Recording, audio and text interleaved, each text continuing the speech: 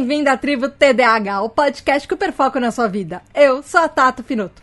Esse é o podcast para você que é desatento, hiperativo e impulsivo e deseja descobrir mais sobre transtorno de déficit de atenção e hiperatividade. Essa é a nossa tribo. Nosso lugar para aprendermos juntos, sem julgamentos.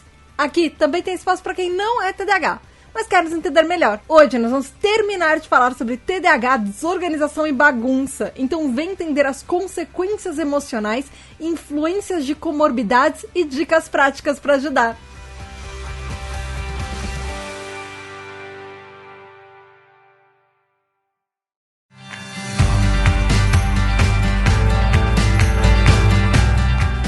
Oi, tribo, tudo bem? Aqui é a Tata Finoto e essa é a segunda parte dos episódios sobre desorganização e bagunça. Lembrando que esses são os episódios teóricos. Os episódios práticos a gente teve numa live de roda de conversa lá no episódio 154. Ele está disponível em vídeo no YouTube e em áudio no Spotify, Apple Podcasts, qualquer lugar que você ouve seu podcast. Enfim, na primeira parte do episódio a gente falou o que é a organização de tempo em neurodivergentes, coordenação motora e qualidade de sono, como isso influencia na nossa organização de tempo, também as nossas funções executivas e, no caso de neurodivergentes, as nossas disfunções executivas, como isso afeta na nossa organização, tanto a desatenção, a organização de pensamentos, memória de trabalho, processamento sensorial, e a gente terminou o último episódio falando sobre os tratamentos mais utilizados sobre desorganização. E hoje a gente vai falar sobre as consequências da desorganização, tanto as consequências emocionais quanto as cotidianas, e também essa desorganização, o TDAH, e como isso tem influência das nossas comorbidades também. E uma boa parte do episódio vão ser dicas bem práticas que eu trouxe. Mas antes disso, recadinhos. O primeiro, dê 5 estrelinhas onde você ouve seus podcasts, isso ajuda bastante. Indique para familiares, amigos, seus profissionais de saúde. Também você pode se inscrever nas newsletters, que elas têm resumos dos episódios, várias dicas práticas por lá também. E o mais importante deles, eu tô fazendo uma campanha para aumentar o número de apoiadores. Você pode ser um TDAH Hyper também, aí você tem direito ao nosso grupo de apoio exclusivo, nossos encontros anuais, você pode votar nos temas dos episódios, participar das gravações de roda de conversa ao vivo, falar da parte prática das coisas que a gente grava aqui nos episódios teóricos. Você também ouve seu nome nos episódios, você recebe todos os episódios adiantados e o podcast spin-off da Tribo TDAH, que é o primeiro sobre autismo e TDAH na mesma pessoa, que é feito em português no mundo. Ele tá com toda a primeira temporada já disponível para os apoiadores.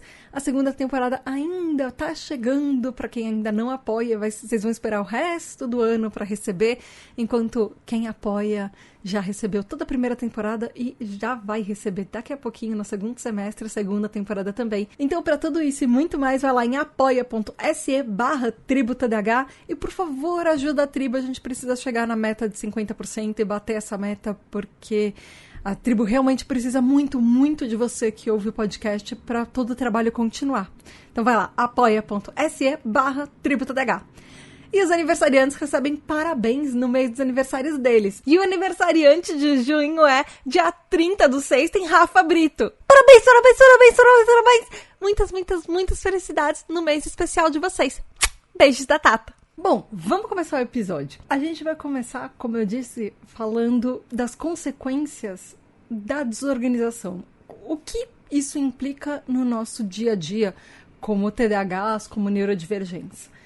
Uma das maiores implicações que a desorganização tem são consequências emocionais. Eu acho importante definir isso no começo do episódio, que o equilíbrio na vida, e eu achei isso nos estudos, eu achei exatamente essa frase nos estudos, a gente não conquista uma vida balanceada, equilibrada, de acordo com quantos papéis a gente desempenha na nossa vida e quantas coisas a gente faz. O que dá essa sensação de ter uma vida equilibrada é quão organizado a gente é para fazer as coisas que a gente precisa, as nossas tarefas. Então, por exemplo, a organização de tempo, os níveis de organização do nosso tempo, eles podem prever a nossa participação na vida, as motivações que a gente tem, quanto a gente até gosta da vida que a gente leva, quanto a gente tá feliz com a vida que a gente leva ou não.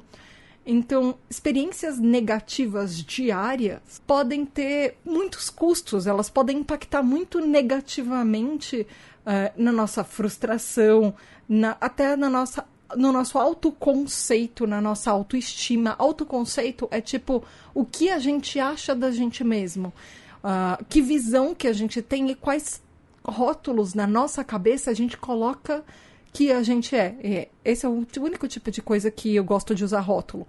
Rótulos, às vezes, são coisas que a gente se coloca na cabeça e a gente se chama.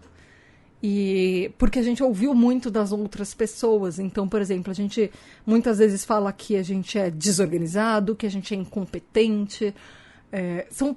Às vezes podem ser rótulos positivos, nós somos pessoas produtivas, por exemplo, ou rótulos negativos. E é fácil ver como esse estudo chega nesse ponto, que quanto mais desorganizado a gente é, mais as experiências do dia a dia negativas vão fazendo com que a gente tenha um autoconceito que é cada vez pior sobre a gente mesmo. Então, em vários domínios da nossa vida, cada uma dessas experiências que a gente tem de organização ou desorganização, isso vai afetar, tanto, por exemplo, em casa, no trabalho, na vida social e até nas nossas atividades de lazer e nossos horários livres que a gente tem pra gente fazer o que a gente quer, por exemplo. Então, as experiências diárias de TDAH, e especialmente com organização, geralmente elas causam emoções negativas.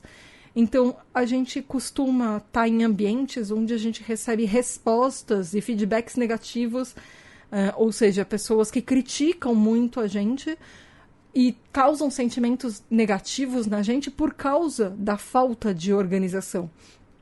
Então, isso vai ter impactos emocionais, impactos psicológicos até, e por causa dos desafios que a gente tem como neurodivergente e por causa das nossas experiências de não se encaixar no padrão da sociedade neurotípica, e dessas dificuldades, todas as dificuldades que eu falei no último episódio, todos os impactos que o nosso cérebro tem e como isso afeta cada aspecto da organização, isso vai trazer dificuldades. E isso vai afetar, inevitavelmente, a performance que a gente tem. Então, quanto menos organizado a gente é, mais organizado a gente vai ficando, porque as pessoas vão desencorajando a gente vai começando a acreditar nisso. Então, a gente, muitas vezes, para de fazer o esforço de tentar. Então, essas consequências emocionais, quando elas seguem uma desorganização, elas só vão aumentando. Ou seja, quanto mais a gente acha que a gente não tem sucesso organizando as coisas, pior vai ficando.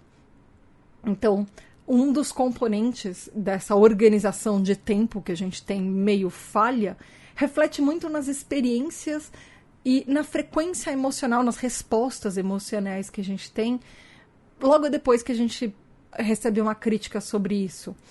Então, por exemplo, isso pode vir de diferentes aspectos no nosso dia a dia e até tem implicações que elas são funcionais. Então, críticas que a gente recebe sobre organização podem impactar como a gente faz as coisas ou como a gente deixa de tentar de fazer as coisas. Então, isso faz com que muitas vezes a gente tenha mais conflitos e confrontos e discussões com pessoas em diversas áreas da nossa vida por causa de experiências negativas que a gente tem por causa de desorganização. A gente fica mais frustrado.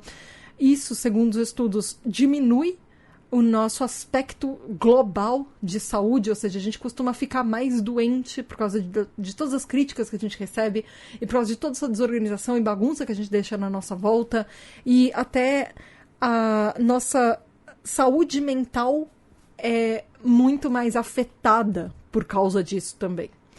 E a gente tem uma pior saúde mental por causa disso. E se justamente essas nossas dificuldades, por ser neurodivergentes, não são acolhidas, não são entendidas, isso vai causar ainda mais desafios e ainda mais dificuldades.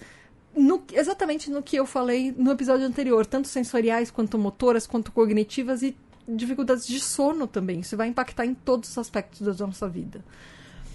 Então, existem evidências nos estudos que, tanto na memória de trabalho do TDAH e nas funções executivas, isso tem consequências negativas e problemas que vêm da desorganização.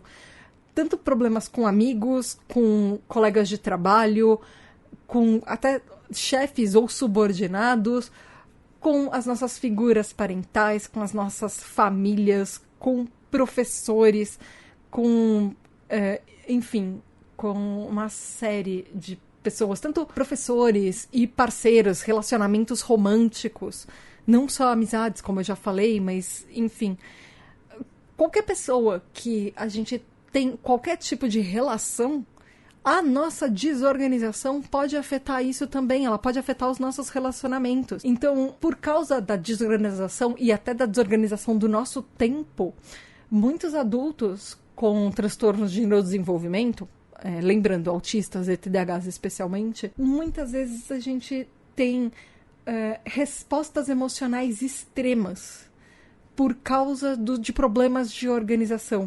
Então, os estudos falam que a longo prazo, essas experiências negativas que vão se acumulando vai afetar inevitavelmente a nossa qualidade de vida emocional. E isso vai levar a consequências adicionais de piora de saúde pra gente, como depressão, ansiedade. E isso, como consequência, ainda pode levar a limitações das atividades, porque a gente vai desistindo de fazer as coisas, então a gente vai se limitando às coisas que a gente faz e consegue fazer e pode fazer. A gente diminui a participação de coisas que a gente faria, a gente começa a desistir mais de fazer as coisas, e isso vai ter consequências de uma vida adulta mais difícil e diferente. A gente vai tendo mais problemas de, como eu falei até no último episódio, de demissão, de menores salários, de menos promoções e de menores oportunidades, às vezes, de trabalho ou de estudos, enfim. Já no dia a dia, as consequências da nossa desorganização, elas fazem com que, muitas vezes, as respostas emocionais causem até comportamentos que vão espelhar isso tudo. Ou seja, a gente acaba, como consequência de não saber se organizar ou não conseguir se organizar, especialmente organizar o nosso tempo, muitas vezes quando a gente estuda, a gente atrasa para as aulas ou atrasa no próprio trabalho. Isso causa estresse na gente, isso afeta a nossa habilidade de regular as nossas respostas emocionais. Isso vai afetar o nosso sucesso acadêmico, a nossa produtividade, o nosso sucesso no trabalho, as nossas habilidades de organização de uma forma geral e criar problemas sociais pra gente. Então, além disso, quando a gente fala de consequências, todas as disfunções executivas vão ter consequências também. Então, por exemplo, na nossa memória de trabalho, quando a gente TDAH, problemas de memória de trabalho no TDAH acabam implicando, quando a gente está na escola, por exemplo, os estudos falam que crianças têm muito mais problemas em matemática e em leitura, até por causa de desorganização. Isso entra naquela parte de atenção até que eu falei no último episódio, da atenção pular. Então, muitas vezes a gente não consegue ler direito, porque a gente fica lendo o mesmo parágrafo, a mesma página várias vezes e não consegue sair daquilo, ou na memória de trabalho não consegue entender a informação na nossa cabeça que a gente está lendo, ou problema para interpretar enunciados e fazer as contas aplicando aqueles números, ou colocar os números certos na parte certa das contas, ou pular a linha de somas e contas, na verdade, especialmente contas complexas, sumir com números no meio das contas, enfim, é uma série de problemas acadêmicos que isso vai gerar desde a primeira infância, desde que a gente está aprendendo a ler e a escrever e a somar e fazer todas as operações matemáticas, por exemplo. Então, várias habilidades organizacionais acabam impactando e fazendo desafios nas vidas de TDAHs. Como, por exemplo, isso tem impactos a longo prazo. Se a gente não adequar isso, se a gente não tratar isso, se a gente não cuidar dos nossos problemas desde cedo. Eu já falei isso no último episódio também. Mas, por exemplo, na parte da desatenção, que implica na organização, pode significar que as nossas habilidades diárias para fazer atividades como planejar, organizar, administrar as coisas que a gente vai fazer tenham resultados mais negativos, a gente vai ter mais dificuldade e essas dificuldades vão causar, por exemplo, impactos funcionais na nossa vida e na nossa vida educacional também, na nossa vida acadêmica, na nossa vida de trabalho, nos nossos relacionamentos, enfim. Além disso, como eu acabei de falar, relacionamentos, a organização ou a falta de organização no TDAH, ela causa problemas sociais. Mas os estudos falam uma coisa bem interessante, que tanto os problemas de habilidades organizacionais no TDAH, quanto os nossos problemas sociais no TDAH, eles não refletem uma falta de conhecimento. Eu achei isso bem curioso. Mas todos esses problemas que a gente tem com organização, eles são um espelho de uma dificuldade de implementar os conhecimentos que a gente tem em um determinado momento. Isso entra naquela coisa de memória de trabalho mesmo. Porque a gente, muitas vezes, não consegue buscar na nossa cabeça o arquivo de informação que a gente precisa naquele momento para resolver um problema ou para planejar alguma coisa. Às vezes até desse arquivo de informações a longo prazo, de experiências passadas, de como a gente passou por uma situação parecida e como a gente se resolveu naquela situação e como a gente pode usar o mesmo conhecimento para hoje, para o presente. Então, essa cabeça do TDAH que não para, e isso está exatamente nos estudos, esses pensamentos acelerados do TDAH, podem levar a uma impressão de que a gente é desorganizado ou que a gente é muito cabeça nas nuvens, que a gente é muito desligado. Mas, na verdade, não é isso. Na verdade, a gente tem dificuldade de acessar arquivos de memórias passados e usar isso de uma forma prática para o nosso dia a dia e para melhorar a nossa própria vida. Então, a organização e a memória de trabalho, elas estão muito relacionadas e elas podem prever dificuldades, tanto acadêmicas quanto de trabalho e, como eu falei, de vários tipos de coisas. Então, tem um estudo que fala, eu achei bem interessante porque ele coloca isso em números, e ele fala que esses problemas de memória de trabalho e habilidades de organização no TDAH, eles são responsáveis 100% dos nossos sucessos acadêmicos e 80,6% das performances acadêmicas e as dificuldades que a gente tem para performar e para conquistar as coisas que a gente precisa academicamente, porque esse estudo foi feito, enfim, com estudos, mas dá pra gente igualmente traduzir isso para trabalho, por exemplo. Então, quando a gente melhora as nossas habilidades de organização, quando a gente faz terapias, por exemplo, tratamentos, isso pode melhorar, por exemplo, até reduzir os sintomas do TDAH, segundo os estudos, e até ganhar mais habilidades acadêmicas e ganhar até mais reconhecimento no trabalho e ter mais sucesso no trabalho em diversos aspectos da vida, quando você começa a entender que muitas vezes a gente tem dificuldades maiores que os neurotípicos com organização e fazer alguma coisa a respeito disso. E aí, quando eu falo de consequências, uma delas que a gente precisa ter sempre em mente é na nossa saúde mental. E como isso implica, ou tem implicação das nossas comorbidades do TDAH também. Tem um estudo que fala que mais de 75% de quem tem TDAH tem pelo menos um outro transtorno. E isso eu já falo desde acho que do primeiro episódio da tribo, há 7 anos atrás. Eu não falo isso de uma maneira muito boa, mas eu geralmente falo desgraça pouca nunca vem sozinha. Não Não que o TDAH seja uma desgraça, mas, gente, geralmente quando você tem uma neurodivergência, ela nunca tá sozinha. Ela sempre vem acompanhada. E aí esse estudo fala, em comparação, lembra, 75% dos TDAHs tem pelo menos, no mínimo, mais uma comorbidade. E aí esse estudo faz a comparação de que, com os neurotípicos, 50% deles nunca recebeu um diagnóstico que implique na saúde mental deles. Em oposição a só 16% de quem é TDAH que não recebeu nenhum outro diagnóstico a não ser o do próprio do TDAH.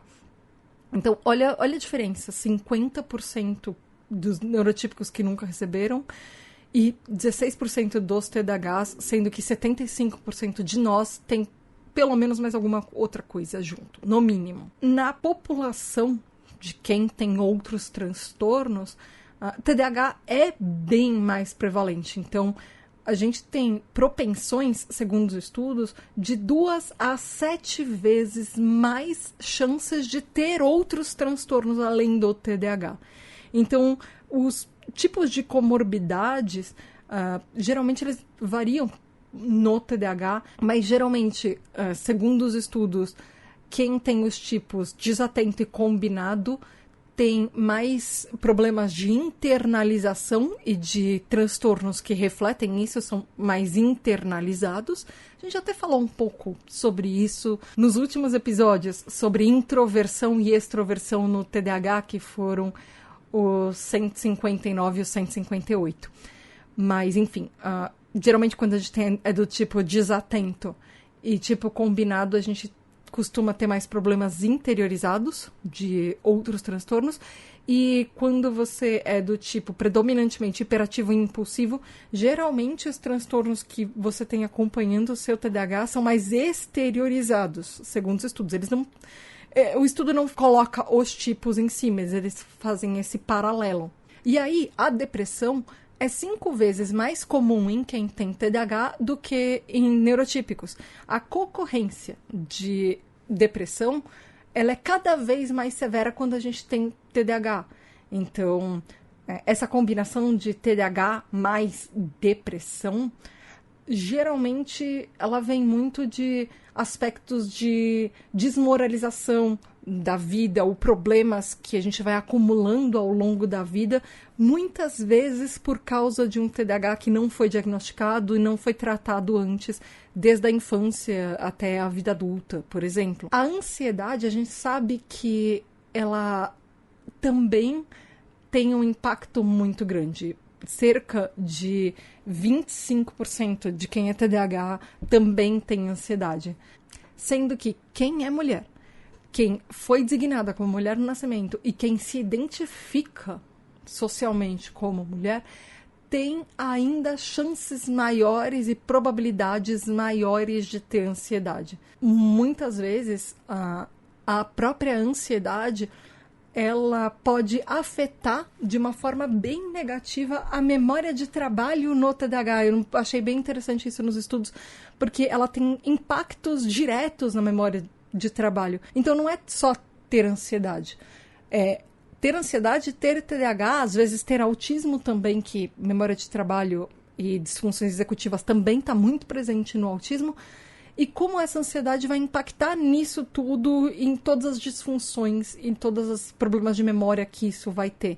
Então, quando a gente tem a ansiedade mais TDAH, geralmente a gente tem mais desregulação emocional, mais problemas sociais, apesar de que, por um outro lado, os estudos falam que ter ansiedade pode diminuir um pouco alguns sintomas de impulsividade no TDAH, como um outro viés. Um viés que o estudo chama, entre aspas, assim, eu vou colocar, mas uma coisa um pouco mais positiva.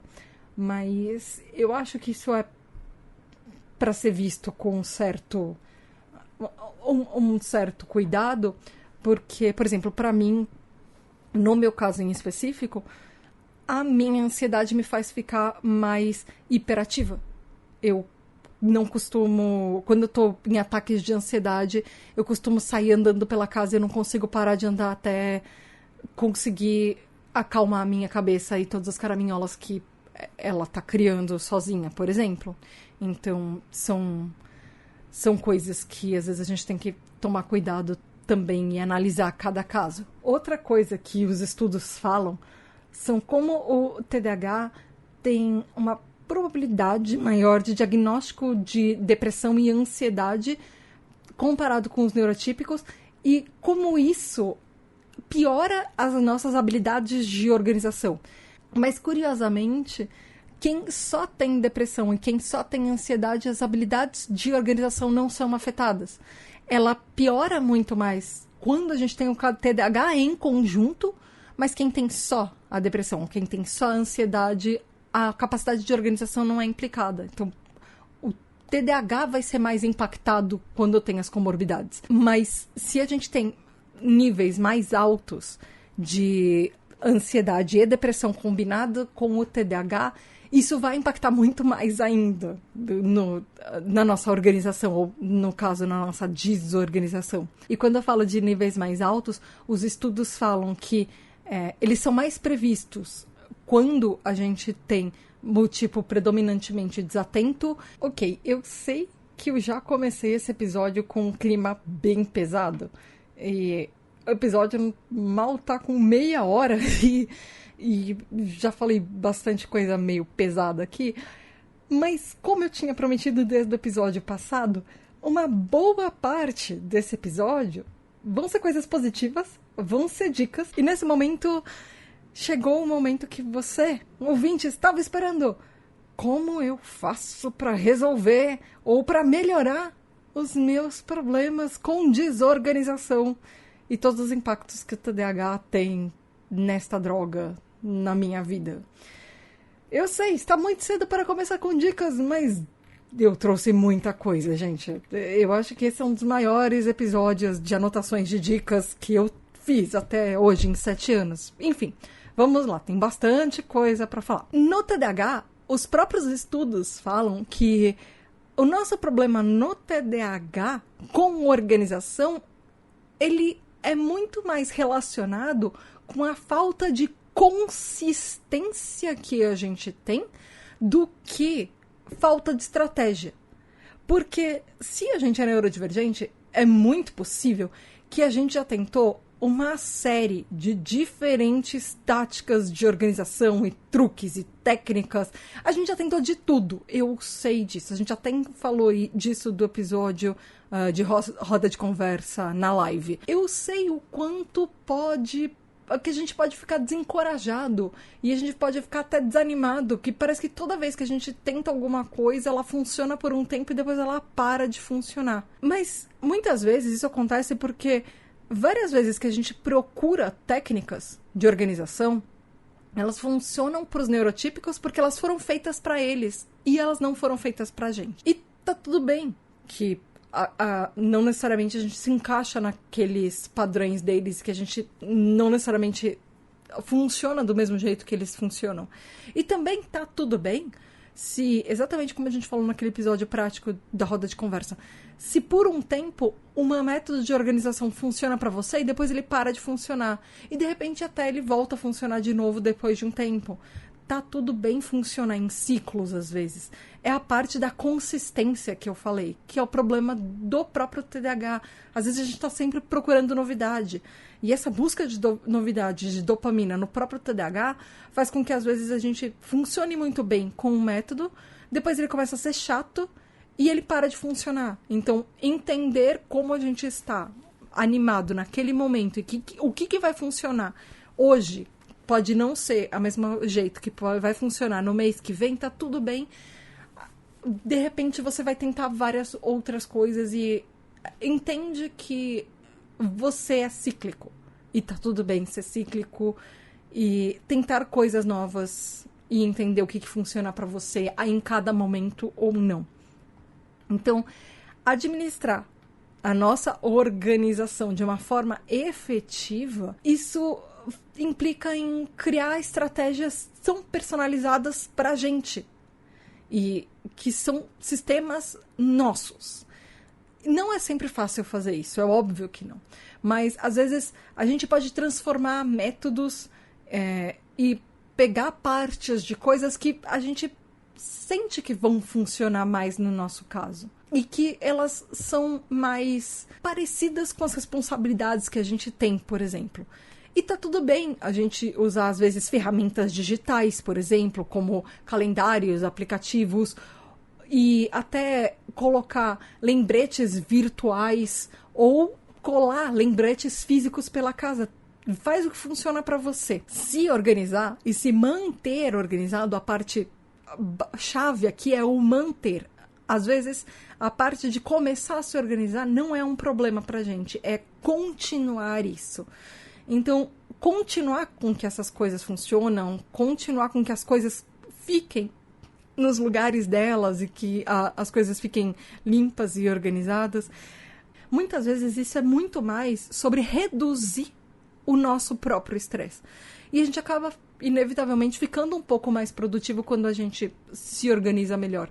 Mas a parte-chave não é só se organizar por se organizar. É se organizar de uma forma que o nosso estresse, para se organizar, e com o resto das outras coisas, também vai diminuir. Então é importante a gente lembrar. A gente alcançar uma organização mais efetiva não é do dia para a noite. Nunca vai ser do dia para a noite. Então, muitas vezes, esse é um dos problemas do TDAH, porque a gente não vê resultado imediato e a gente logo desiste. Organização. Os próprios estudos falam isso. Ele vai precisar de paciência, vai precisar de persistência. Eu sei que paciência e persistência não são algumas dos pontos fortes, geralmente, do TDAH, mas não existe uma coisa do tipo a organização perfeita. Não existe organização perfeita. Eu acho que, talvez, se você quiser colar um post-it no seu espelho, seja isso. Não existe organização perfeita. Especialmente para quem é TDAH. Existe a organização que funciona para você neste momento e tá tudo bem se ela não for a ideal e tá tudo bem se ela não for perfeita, se ela funcionar de alguma maneira. Começa aos poucos. E aí, o que os estudos trazem? Eu trouxe algumas dicas que vieram de estudos e outras dicas que vieram de sites e organizações especializados em TDAH pelo mundo. Vamos lá. Nos estudos, uma das coisas que eles falam é de acomodações e acessibilidade. Significa que quem é TDAH, a gente precisa de acomodações, a gente precisa de acessibilidade, a gente precisa de algumas outras coisas externas. Ou seja, para ajudar a gente a administrar prazos, por exemplo, ou para a gente entregar trabalhos nas datas, pagar contas nas datas, não ter juros extras, por exemplo, porque isso tudo implica em organização. Às vezes, nos estudos, eles criaram sistemas de intervenção, que foram sistemas de tratamento, por exemplo, como eu já mencionei isso no fim do último episódio, quando a gente falou de tratamento. Então, por exemplo, em crianças, como essas estratégias funcionam? Foi criado um sistema e as crianças foram treinadas em habilidades de organização com sistemas de intervenção focados no TDAH. Então, por exemplo, organizar os materiais escolares, administrar as responsabilidades daquela criança referente à idade e à série que ela tá, fazer checklists, aprender a fazer um planejamento tanto de curto prazo quanto de longo prazo para projetos que têm prazos maiores. Criar listas de tarefas que são mais imediatas, por exemplo, as tarefas do dia a dia, não só de trabalho de casa, de tarefa de casa, de lição de casa, já não sei mais como chamam isso hoje em dia, porque faz muito tempo que eu não estou na escola, mas enfim, mas tarefas, por exemplo, se a criança tem alguma responsabilidade em casa, por exemplo, arrumar o quarto dela, deixar as coisas dela em ordem, então criar listas de tarefas que englobem isso também, implementar, por exemplo, para criança e para adolescente, técnicas comportamentais que elas implicam em ensaiar, e ensaiar, a gente pode colocar, por exemplo, criar um checklist, uma lista, já é um ensaio. E aí estimular que aquilo seja feito e ter um estímulo positivo que aquilo está sendo feito, planejar e depois gerenciar aquilo, fazer a gestão de contingência,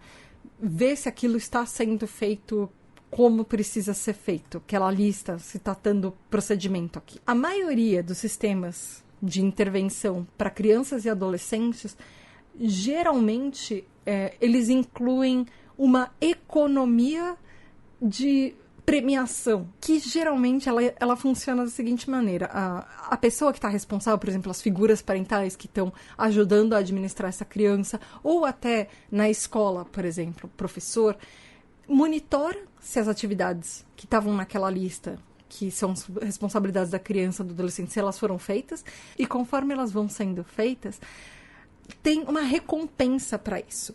E a recompensa precisa ser periódica, ela precisa ser consistente, precisa ser sempre a recompensa. E cada recompensa tem que ter um nível que ela é igual à dificuldade das tarefas e à dificuldade dos objetivos que essa criança está cumprindo. Geralmente podem ser sistemas de pontos, por exemplo, e com esses pontos a criança pode, entre aspas, comprar alguma coisa. Então vamos supor, a criança organizou o quarto, ela ganha X pontos. E aí a cada X pontos ela pode ir dormir 1 hora mais tarde, ou ela pode jogar videogame por 1 hora, ou ela pode, por exemplo, assistir televisão por 1 hora. Então, esse sistema de pontos, conforme a criança vai completando as coisas que ela precisa, ela vai ganhando esses pontinhos que ela pode ir trocando por coisas que ela gosta de fazer, que ela quer fazer. Por exemplo, ela quer muito ir num parque de diversão. Ela quer muito ir na casa dos amigos brincar. Então, isso tem um custo de X pontos. Então, a criança vai acumulando pontos suficientes para conseguir aquilo que ela quer. Então, isso ajuda a incentivar com que ela se mantenha, ela mantém esse sistema de organização. E isso é até um treino para a vida adulta, porque no fim, o sistema de pontos acaba virando salário e acaba virando dinheiro. E aí a gente usa esse dinheiro para sobreviver e às vezes comprar coisas que a gente gosta. Não muda muito, enfim. E aí, nos adultos, o que os estudos falam?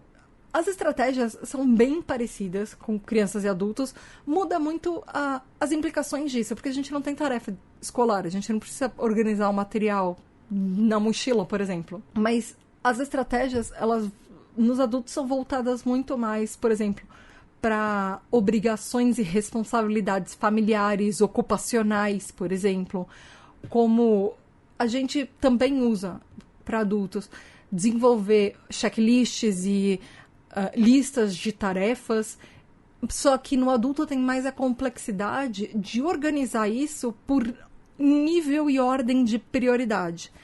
Então, muitas vezes, para adultos, nos próprios estudos, eles falam para usar um sistema de calendário e escrever as atividades diárias, por exemplo, e dentro disso, escrever a estimativa de tempo que vai demorar para completar aquela tarefa. Então, vamos supor, você tem um projeto, você vai demorar 2 semanas para completar aquele projeto. Ou você tem uma louça para lavar. Quanto tempo você demora para lavar a louça? 1 hora, por exemplo? Então, anota isso tudo na sua agenda, num planner, alguma coisa assim, por exemplo. Quando eu trabalho, e eu faço freelance, por exemplo, quando eu trabalho para freelance e eu estou fazendo uma estimativa de planejamento, geralmente me perguntam o valor que eu cobro e isso implica em quantas horas eu vou trabalhar. Eu sempre contabilizo mais tempo do que eu preciso para completar uma tarefa, porque eu sei que muitas vezes, por ser TDAH, imprevistos podem acontecer. Então isso eu estou dando uma dica prática que não veio dos estudos, isso é uma dica minha. Contabilize mais tempo do que você acha que você precisa. Porque, lembra que na primeira parte do episódio eu já falei que a gente, como TDAH, tem uma estimativa na nossa cabeça que ela é muito diferente do que a realidade? Então, a gente sempre acha que a gente vai demorar menos do que a gente realmente demora. Então, podem ter distrações pelo meio do caminho, podem ter diversas questões no meio do caminho. Contabilize mais tempo do que você precisa. Eu uso esse tempo a mais, porque se eu entregar as minhas responsabilidades antes, é sempre bom. Mas eu sei que, especialmente trabalhando para projetos freelance, sempre vão ter, por exemplo, alguma alteração. Ou alguma coisa que eu vou ter que refazer, ou alguma outra coisa que tem consequência daquilo que eu entreguei. Isso sempre. Então, é importante pensar nisso. Por exemplo, além de você colocar um tempo, coloca uma estimativa a mais, para ficar seguro. Outra coisa que o estudo fala de técnicas de organização para adulto. Mas no TDAH adulto, lembra que nas crianças tinha um passo a passo para completar, para fazer com que aquilo virasse rotina? Quando a gente é adulto TDAH, existe também meio que um passo a passo, mas, obviamente, porque a gente é mais velho, ele é um pouco mais complexo, ele tem mais passos. O primeiro passo, que é um passo que você que está me ouvindo nesse momento, você já completou e você nem sabia, descubra mais informações sobre o seu TDAH. O primeiro passo que os próprios estudos falam é buscar conhecimento, porque você não consegue interagir e criar estratégias se você não sabe qual é o seu próprio problema. E eu acho isso muito básico. Você tem que entender para depois aplicar isso. O segundo passo é você estabelecer metas que são realistas. Você não quer começar uma estratégia de organização e já chegar à lua sem você construir o foguete antes. Então, faz estratégias que vão se encaixar na sua rotina. Começa pequeno. Depois um outro passo é você treinar e gerenciar o seu tempo.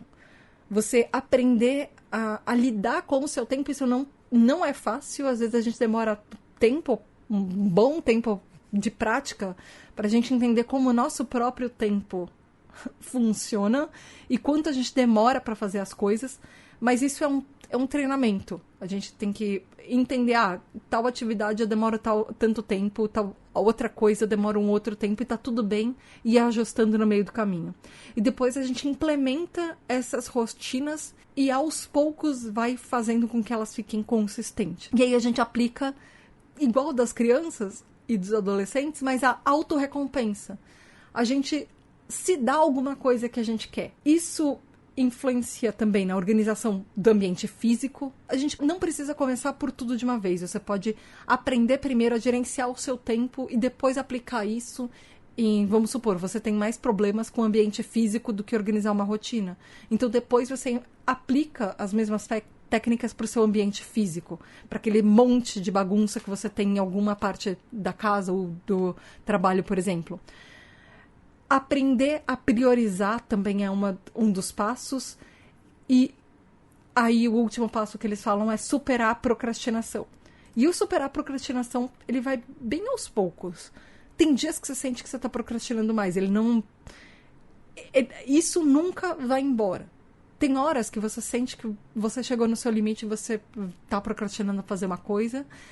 Tem horas que você vai sentir, nossa, hoje eu estou um dia super produtivo. E é normal, a gente é neurodivergente, a gente não é constante. Os nossos níveis de energia não funcionam todo dia do mesmo jeito, tá tudo bem. Um dia você procrastinar, outro dia você procrastinar, você tem o seu ritmo, ele é diferente do ritmo neurotípico. Assim como nas recompensas das crianças, que os estudos falam, a gente precisa colocar para metas e objetivos diferentes determinados prêmios diferentes. Então, por exemplo, quando a gente completa uma tarefa específica na lista, a gente pode se permitir comprar alguma coisa que a gente queria, ou, por exemplo, ir para o cinema, assistir um filme que você queria muito, assistir uma série de TV, maratonar uma série de TV, por exemplo, jogar um videogame que você gosta, sair com os amigos. Mas a gente pode fazer isso até como um sistema de recompensa para nós mesmos.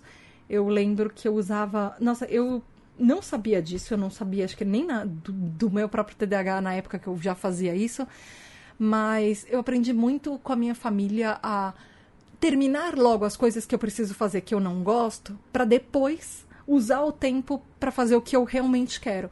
Então, eu sempre pensei assim, quanto mais cedo eu terminar isso que eu não gosto de fazer, mais cedo eu consigo ir ler meu livro que eu quero, mais cedo eu consigo ir ver televisão, ou sair com os amigos, ou falar com alguém que eu gosto de conversar, por exemplo. Então, às vezes a gente já faz isso meio que automaticamente na nossa vida. Mas é bom saber que existem técnicas também que a gente pode implementar para melhorar isso no nosso dia a dia também. Nos estudos, outra coisa que eu encontrei é sobre a reabilitação cognitiva, ou que eu descobri que ela pode ser também chamada de terapia de remediação cognitiva, ou CRT, ou treinamento cognitivo, ou melhoria cognitiva. São todos os nomes para a mesma coisa.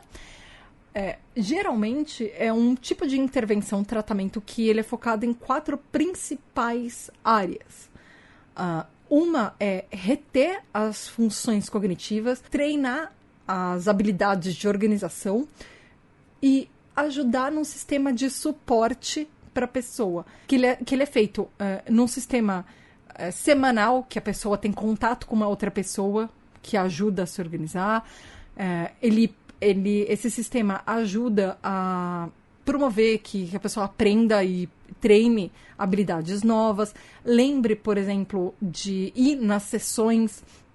Lembre de completar as lições de casa das sessões de terapia e aprender a trabalhar as dificuldades de resolver problemas. Então, melhorar as maneiras que ela tem de resolver os problemas. E essa estratégia, ela geralmente ensina a administrar e entender estratégias compensatórias, tanto que são internas quanto externas.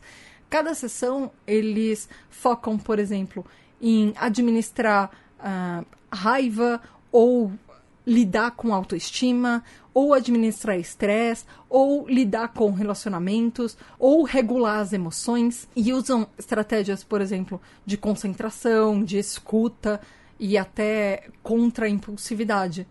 Nessa terapia, geralmente eles tentam ajudar a reestruturar o ambiente físico onde a gente está, usando, por exemplo, planners e agendas, e agendando e fazendo planejamentos diários, organizando os materiais e as coisas que a gente usa no dia a dia. Usa, por exemplo, cadernos e agendas para anotar listas de tarefas, sistemas de calendário, quebrar tarefas em tarefas e projetos menores e partes que são mais palpáveis e mais fáceis de administrar. E entender como funcionam sistemas de triagem de e-mail e aplicar isso para você poder administrar seu e-mail e papelada e selecionar o que é lixo, o que não é, e deixar isso organizado também. E nesse tipo de terapia, eles também usam reforços positivos, como, por exemplo, aprender a se automotivar, aprender a identificar quando você está tendo pensamentos negativos e contornar isso com pensamentos positivos, aprender a avaliar as situações onde você está de uma forma mais lógica e aplicar menos respostas emocionais que podem te fazer, por exemplo, ficar mais ansioso com relação a um problema que você tem, por exemplo. Ok, essas foram as dicas dos estudos. E o que falam os sites especializados em TDAH, as associações internacionais, enfim. O que eu achei também para complementar?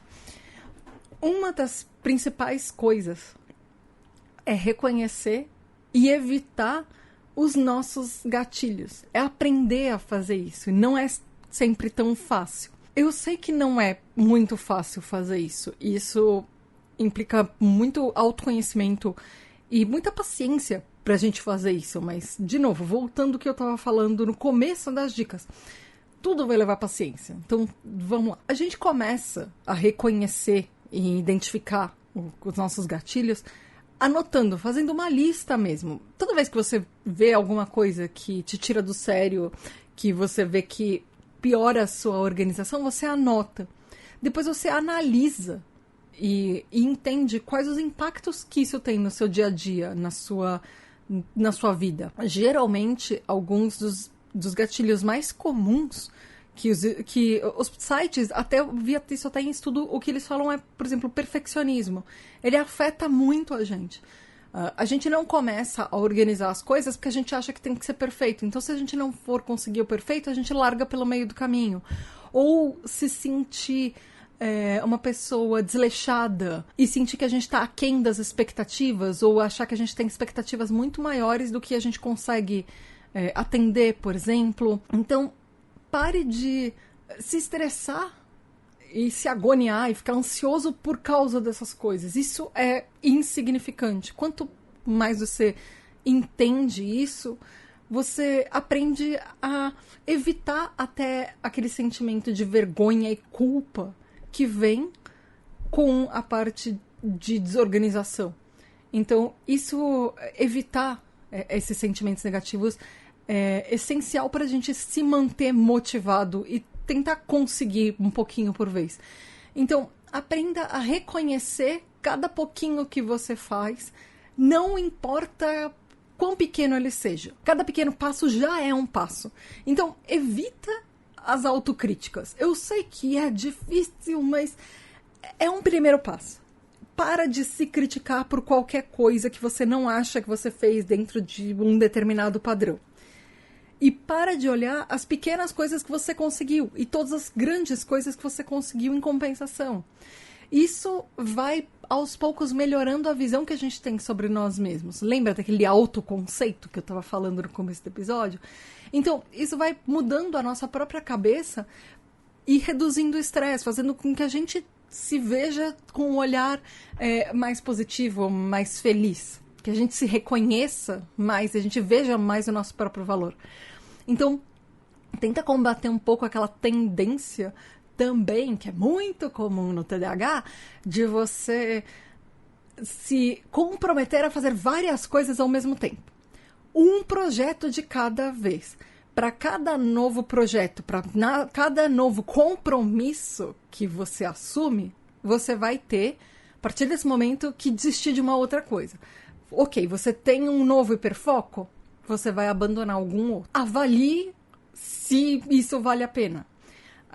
Especialmente quando a gente é TDAH, a gente começa a fazer várias coisas ao mesmo tempo e a gente fica sem tempo para fazer tudo que a gente se comprometeu e tentar ajudar todo mundo que a gente prometeu que a gente ia ajudar. Então, uma coisa de cada vez e não se compromete com mais coisa do que você consegue fazer. Outra dica é ter rotinas e pequenos passos.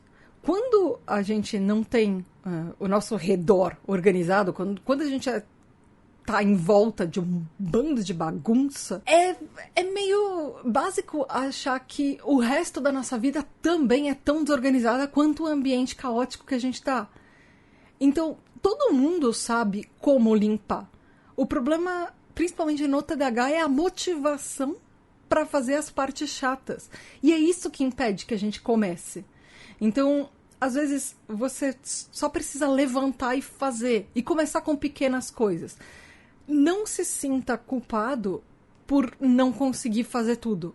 Faz uma coisinha por vez.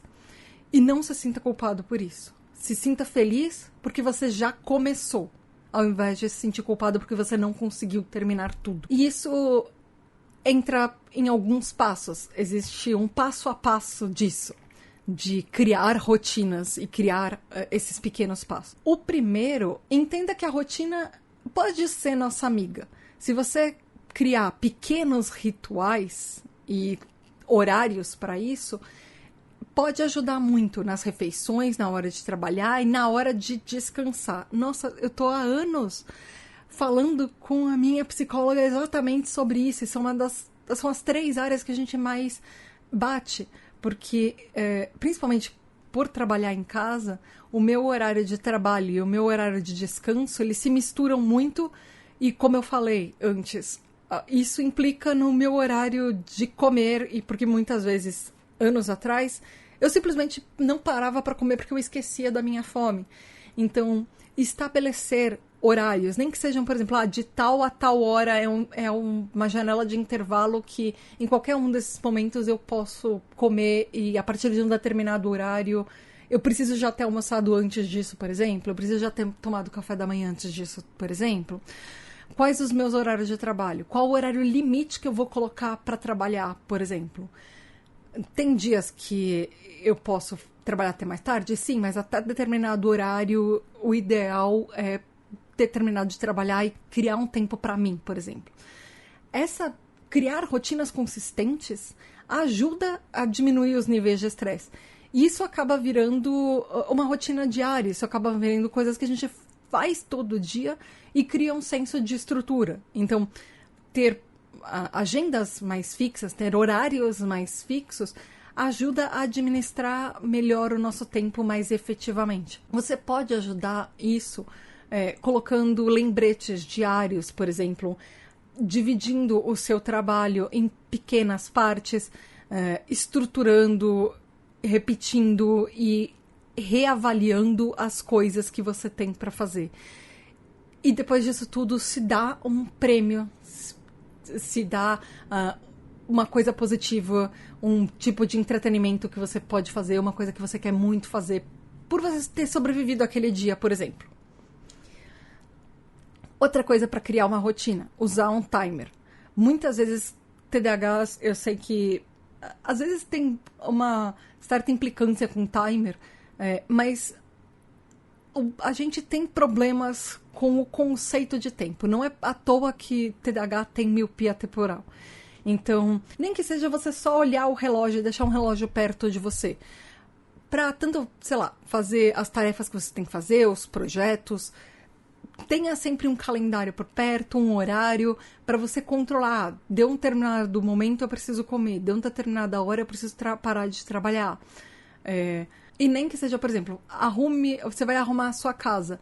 Faz um pouquinho por dia.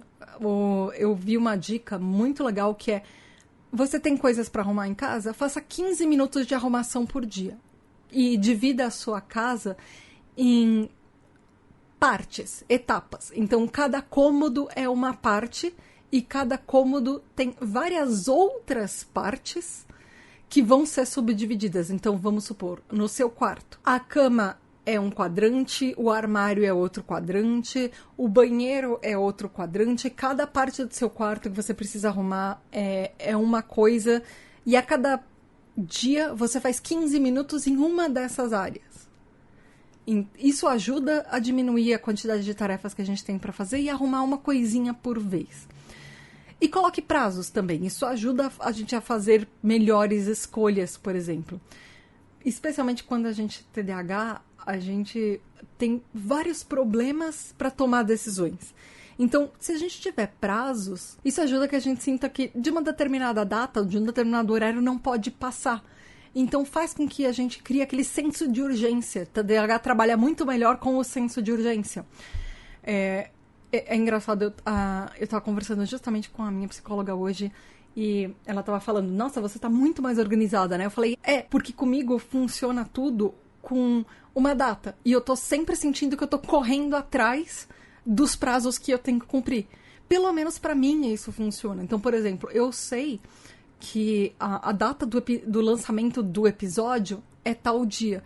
Então eu sei que tanto tempo antes eu preciso gravar, porque vai demorar um X tempo para edição, vai demorar mais tempo ainda para fazer a pesquisa, vai demorar mais tempo ainda para fazer a votação dos temas dos episódios. Então eu vou colocando prazos e numa conta inversa. Eu vou contando para trás. Então eu pego uma data limite e vou contando para trás para saber quando que eu tenho que começar. Assim, o mais tardar eu não posso começar depois de uma certa data. E isso me ajuda a correr atrás das coisas que eu preciso e me organizar até com antecedência. Então é sempre bom a gente considerar os fatores que implicam em como funciona o nosso próprio processo de decisão de cada um. E não é só para projetos, por exemplo. A gente precisa considerar quando a gente toma uma decisão. E falando de decisões que é um problema de organização do TDAH, tomar decisões é muito difícil. Quais são alguns fatores que podem te ajudar a tomar uma decisão, por exemplo? Você avaliar preço, conveniência, estética, praticidade de uma coisa, vamos supor, ou outros fatores que implicam nessa decisão. Se vai ser conveniente ou não para você, se tem um custo-benefício legal. Crie rotinas diárias. Então, por exemplo, rotina da sua manhã. Primeiro você acorda. E aí, quando você acorda, você vai arrumar a cama, você pode tomar um banho de manhã, talvez. E aí, se você estiver tomando banho, você já aproveita para você organizar o seu banheiro ou o seu chuveiro, por exemplo. Aí você aproveita que você tá no banheiro e aí você já pega a roupa que você tem acumulada e leva para lavar. Isso você tá dentro de um cômodo. E aí você, na hora que você for sair dele, você já sai com um bando de roupa e você não fica deixando para depois. Aí, por exemplo, se for o dia de você organizar a cozinha, depois que você terminou a sua rotina da manhã, você pode, por exemplo, ver se a cozinha tá limpa. Se for o dia de organizar a cozinha, você não precisa fazer isso necessariamente todo dia, por exemplo. Se você tem uma máquina de lavar, é uma coisa simples de você deixar à noite a máquina de lavar ou a máquina de roupa batendo e no dia seguinte você guardar os pratos e dobrar a roupa que você lavou na máquina de lavar e guardar os pratos que estão na lava-louça. Ou ver se, por exemplo, tem muita pia na louça acumulada, hoje é o dia de lavar a louça, você pode ir se organizando, fazer um pouquinho por dia em uma semana. Você tem bichinhos ou não, você alimenta os seus bichinhos depois que você acorda. Você vai tomar o seu café da manhã, então você alimenta o seu bichinho também. Alimenta o resto das pessoas da sua família ou não, se você tem uma família, se isso for sua responsabilidade. E aí você começa a pensar no seu dia. Você pode verificar o seu calendário e ver as coisas que você tinha agendadas para hoje. E aí você começa a fazer a lista das coisas que você tem para fazer no resto do dia. Você precisa tirar alguma coisa e já deixar meio preparado ou adiantado antes do jantar ou antes do almoço. Já começa a pensar nisso de manhã depois que você acorda. Vê se o seu saldo da sua conta bancária tá ok, se tem contas para você pagar naquele dia, por exemplo. E aí você pensa sobre você mesmo. Você já tomou todas as suas medicações, suas vitaminas? Você já tomou o café da manhã? Você já refletiu sobre a sua vida? Escreveu no seu journal, por exemplo? Escreveu no seu diário? Você já viu todas as coisas positivas que você tem nesse dia, por exemplo? E aí verifique o seu e-mail, ou verifique as mensagens que você tem. Isso é uma rotina simples de manhã, dá pra fazer isso em pouquíssimos minutos. E aí tem uma rotina que você pode fazer nesse mesmo dia antes de dormir. Por exemplo, e é uma rotina muito simples, ela é muito mais simples do que a rotina de manhã. Você não precisa necessariamente esperar a hora de dormir pra fazer isso, mas antes de dormir já tá de boa, assim. Uma delas que ajuda é você já deixar separadas as roupas que você vai usar no dia seguinte, especialmente se você trabalha fora ou se você tem um compromisso no dia seguinte. Isso ajuda a não te atrasar pro compromisso no outro dia. Uma coisa a menos para pensar de manhã no dia seguinte. Quando você lavou a louça e a roupa de manhã, por exemplo, você já dobrou? Ela tá toda organizada? Ou você esqueceu de manhã a roupa na máquina de lavar e não pendurou, ou não colocou para secar, ou a sua máquina de lavar louça, caso você tenha. Todos os pratos que você usou o resto do dia, você já colocou para lavar? E deixa batendo à noite, por exemplo? Antes de dormir, verifica o seu calendário. Vê o que você tem de importante para fazer no dia seguinte e já se prepara emocionalmente, mentalmente para aquilo que você tem que fazer. E aí, finalmente vai dormir em um horário decente. Não demora, não faz aquela procrastinação por vingança para dormir e deixa para dormir horas depois do que é o seu horário. Lembra, rotina, marcar horários, isso também implica prazos. Horário de dormir também implica nisso. Nem que seja um horário limite, até tal hora eu quero estar na cama, ok.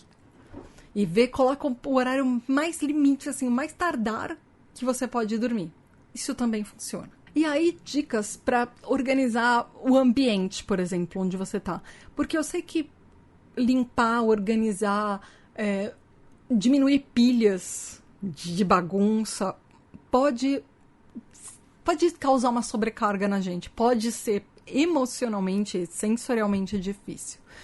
Mas antes de você começar a a limpar, a organizar suas coisas, coloca um prazo de tempo. Não precisa ser muito tempo. Pode ser meia hora, 15 minutos, 1 hora. Não precisa ser, por exemplo, passar o dia inteiro organizando um armário. Pode ser uma gaveta. E pode ser uma gaveta pequena. Pode ser parte de uma gaveta. Metade de uma gaveta. Não precisa ser um montante muito grande de coisa.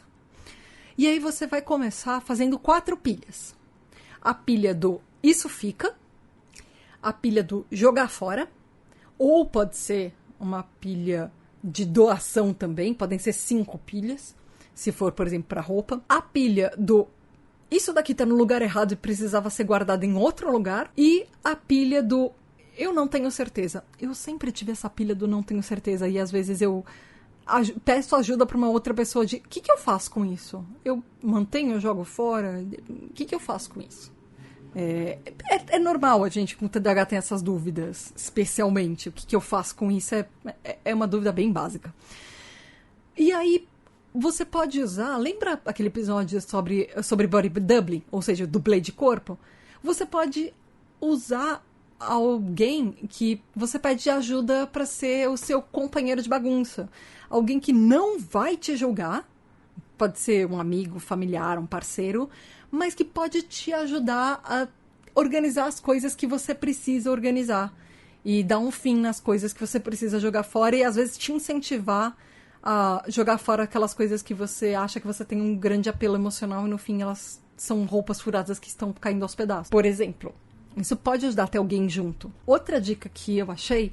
Eu sei, nossa gente, eu tô falando muito, é muita dica. Eu falei que ia ser mais da metade do episódio só com dicas. Enfim. Use incentivos visuais, use mecanismos visuais. Especialmente com TDAH, a gente ajuda bastante se a gente tiver várias coisas coloridas chamando a nossa atenção. E quanto mais colorido, às vezes melhor. Você organizar seu calendário, por exemplo, por cores... ou fazer pastas com cores, isso ajuda muito você saber até onde está cada coisa. Vamos supor que você guarda coisas em caixas na sua casa, você comprar caixas de cores diferentes, uma para cada coisa. Nossa, na minha casa eu tenho isso, eu tenho uma caixa para eletrônicos, eu tenho uma caixa, por exemplo, para coisas de viagem. Então, elas são coisas, elas têm cores e padrões diferentes e eu sei automaticamente onde cada uma vai, porque me ajuda a organizar só sabendo... onde elas estão e a cor delas. Às vezes, você tem uma agenda, se você deixar mais evidente datas e prazos e coisas importantes, isso pode fazer com que o nosso cérebro TDAH lembre mais fácil das coisas, lembre mais fácil dessas datas. Usar um planner, usar uma agenda, isso, tanto seja físico ou digital, isso ajuda a gente a manter o controle das coisas que a gente tem para fazer. E se você for fazer uma lista, essa é uma das dicas mais legais que eu achei, faça listas breves. No máximo 5 itens, e tem umas dicas que eu achei até para escrever esses 5 itens num post-it, porque ela não pode ser muito maior do que um post-it. Então, faça listas de 5 itens para você fazer naquele dia. Se por acaso você terminou as 5 coisas que você tem para fazer no seu dia, você pega aquela lista, você descarta, você joga fora e você começa uma nova com mais 5 itens. No máximo 5.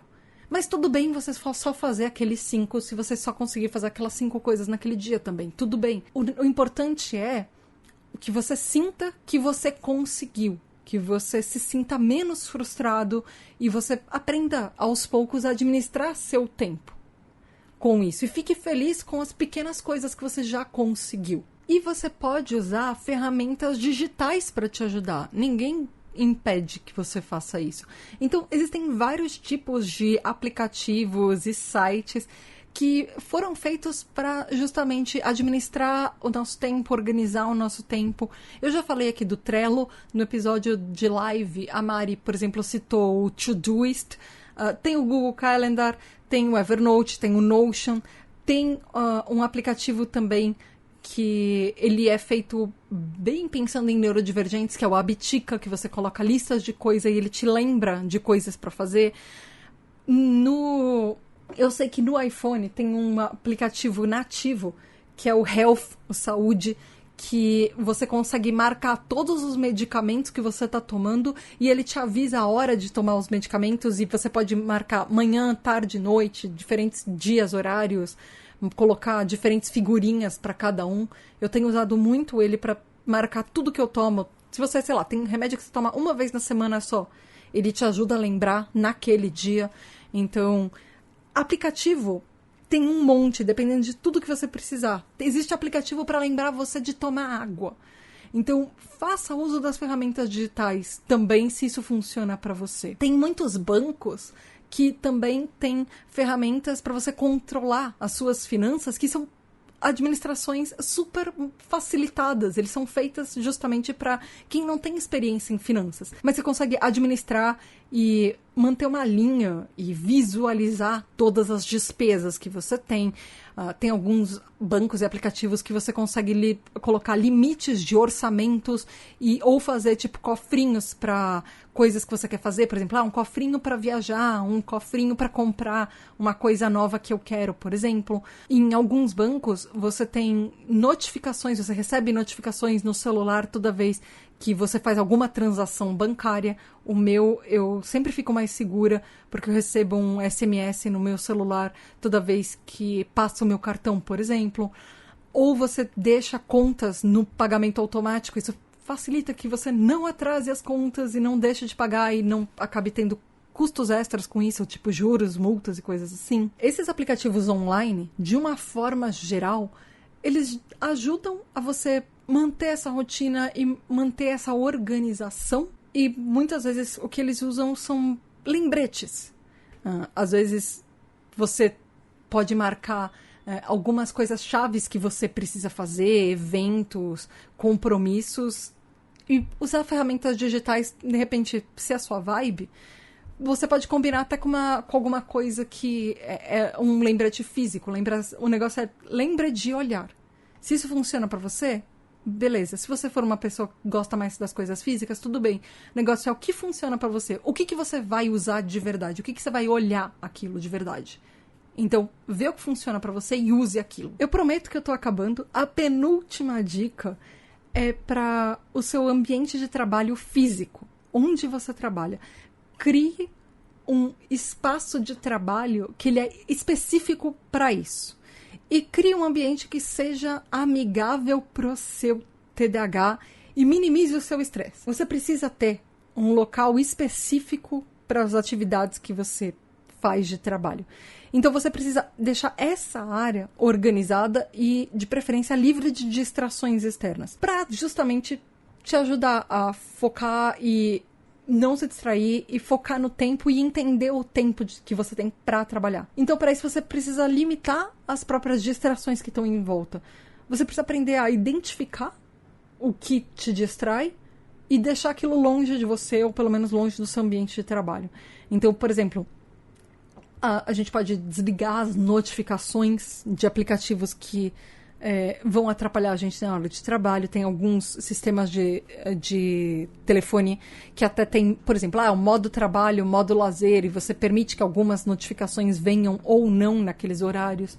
Você pode achar um lugar quieto e calmo para você trabalhar, ou que tenha estímulos suficientes que são confortáveis para você. Eu sei que tem gente que prefere pensar com bem mais barulho em volta, ou com música. Tem gente que já não consegue, então vê o que funciona para você e estabeleça aquele cantinho da forma que vai te motivar mais. Elimine daquele espaço as pilhas e o lixo e as bagunças. Tenta manter todo dia aquele espacinho organizado. Você termina o seu dia, você organiza antes de você parar de trabalhar, por exemplo. E mantenha aquele espaço agradavelmente organizado para você olhar aquilo e falar, ok, está limpo o suficiente, eu consigo me organizar aqui, eu consigo pensar aqui. Não esquece de, mesmo se você trabalhar em casa ou se você trabalha fora, mantenha horários de descanso. Faça pausas, tire espaços para você respirar ou tomar um café, porque isso ajuda a você a se recarregar. Se você for da tipo de pessoa que gosta do método Pomodoro, não é todo TDAH que consegue ou gosta de usar, mas você pode trabalhar por 25 minutos e descansar 5 e fazer isso sempre. Isso vai te ajudando ao longo do dia. Isso ajuda muitas vezes a manter a sua mente focada, a até refrescar um pouco os pensamentos, arejar um pouco as ideias que você tem. Ou se você não gosta do método Pomodoro, tenta a cada 1 hora ou 1 hora e meia dar uma pausa, fazer um descanso, nem que seja para tomar água, levantar, ir ao banheiro, respirar, tomar um café e depois voltar. A cada 1 hora, 1 hora e meia, sai da frente do seu computador, sai da frente do seu trabalho, vai respirar e depois volta. Nem que seja 5 minutos de pausa. Já é o suficiente para ajudar. Às vezes você só sair desse ambiente de trabalho, você fazer alguma outra coisa um pouco mais relaxante, isso ajuda a renovar um pouco as energias. Isso eu achei até em estudo isso, que ajuda a prevenir burnout, ajuda até a deixar a sua própria motivação um pouco mais alta. E se você conseguir, tenta incorporar exercícios no seu dia a dia, porque se exercitar regularmente pode aumentar a sua energia de uma forma geral o dia todo. Mesmo que sejam pequenos exercícios todo dia, que sejam 15 minutos de caminhada, por exemplo. Não precisa ser 1 hora inteira na academia. Mas isso já vai fazer uma diferencinha no seu dia. E a última dica, finalmente, para acabar esse episódio, e talvez seja a dica mais importante que eu tenho para deixar, nem sempre ela é a mais fácil para todo mundo, especialmente para quem é neurodivergente, e queria deixar isso em, sei lá, letras garrafais neon, caixa alta aqui. Não hesite em pedir ajuda. Nem sempre é fácil pedir ajuda, eu sei disso, mas seja medicamento, terapia, grupo de suporte, medicamento tem um papel muito fundamental em administrar principalmente estresse em neurodivergente. Então, entender como a nossa medicação funciona, como ela afeta a gente, pode ajudar a prevenir estresse, ajudar na ansiedade e até ajudar a controlar melhor o nosso humor e fazer com que a gente até fique mais motivado para fazer com que as coisas fiquem mais organizadas à nossa volta. Porque o que a gente tem por dentro reflete por fora. Se você não está se sentindo bem com você mesmo por dentro, é claro que você vai deixando as coisas acumular em volta de você e vai criando mais bagunça. Existe um reflexo aí. Então, quando você tá bem, é mais fácil você estar mais animado para guardar uma coisa aqui, organizar uma coisa ali, por exemplo. E isso vai melhorar o seu dia. Você vai sentir que você fez alguma coisa e, poxa, isso foi legal. Além disso, terapia, tratamento, grupos de apoio, eu achei isso até, inclusive em estudos, isso é altamente benéfico para TDAHs. Não só para TDAHs, mas autistas também, neurodivergentes de uma forma geral. Especialmente quando a gente tem contato com outros neurodivergentes como nós. Porque isso implica a gente não se sentir tão diferente. A entender que não é porque a gente é preguiçoso ou desleixado. A gente tem dificuldades e tá tudo bem ter dificuldades. Neurotípicos também têm as dificuldades deles. Mas se a gente tiver contato com outros TDAHs, a gente entende que talvez tenha algumas estratégias que outras pessoas podem passar pra gente e ajudar a gente no nosso dia a dia, até se sentir melhor sobre nós mesmos. E fazer terapia, acompanhar com um psicólogo, pedir ajuda para profissionais também, faz toda a diferença. Não é só medicamento que tem impacto no TDAH, especialmente nessa parte de organização. O medicamento não vai fazer tanta coisa com relação a isso se você não tiver outros tipos de ajuda. Aprenda a usar aquele sistema de body double, do dublê de corpo, aquele amigo, parceiro, parente, a pessoa que vai estar com você a te ajudar a se sentir melhor para fazer as coisas e ficar mais motivado para fazer até coisas do dia a dia, coisas que parecem banais e às vezes você tem mais dificuldade por ser neurodivergente. Isso, às vezes, ajuda a criar até uma atmosfera mais produtiva e que você se sente melhor com você mesmo por você conseguir mesmo fazer uma tarefa pequena. E, às vezes, pode ser até uma ajuda virtual. Não precisa ser um body double, uma pessoa física que está lá com você. Pode ser um grupo de pessoas, um grupo de apoio virtual. E aí você vai fazendo e fala, todo mundo vai fazer isso hoje, por exemplo, vamos se motivar. e tá tudo bem, e aí as pessoas vão colocando os comentários delas no grupo, por exemplo. Isso funciona, isso ajuda. Então procure ajuda, procure pessoas que te entendam e não vão te julgar. E entenda que tá tudo bem ter problemas de organização, todo mundo tem. TDAHs tem mais, por causa das nossas disfunções executivas. E nesses 2 episódios você entendeu o porquê e como isso implica e o que a gente pode fazer. Às vezes pequenas coisas podem mudar todo o nosso dia e ajudar com isso.